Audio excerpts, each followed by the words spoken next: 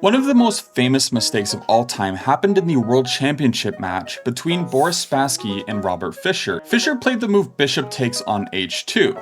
Now, most chess players have seen this, but not all chess players know that this was actually not a mistake. It turns out that this is still an equal position. You actually have to go a little bit deeper to understand where the mistake actually happens. So here, if you actually check with the engine, everything will show as being equal. It turns out that the big mistake happens in this position where Fischer played the move f5. If they do not play the move f5 and instead follow up with the move e5, it turns out it's a draw. So after king to g4, we can play the move g6. King to g3, f5, and now the whole point here is we're trying to trade off this e3 pawn to make sure that white doesn't have any passed pawns in the endgame.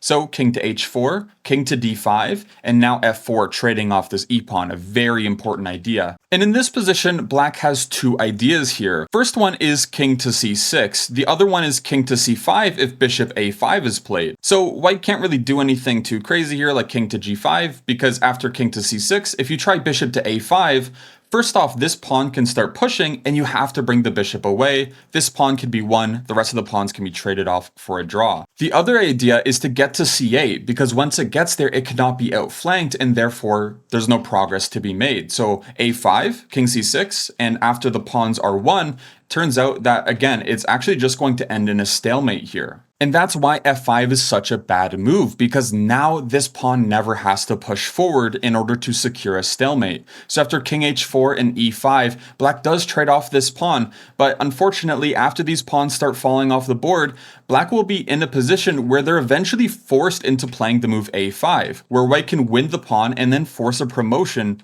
with checkmate.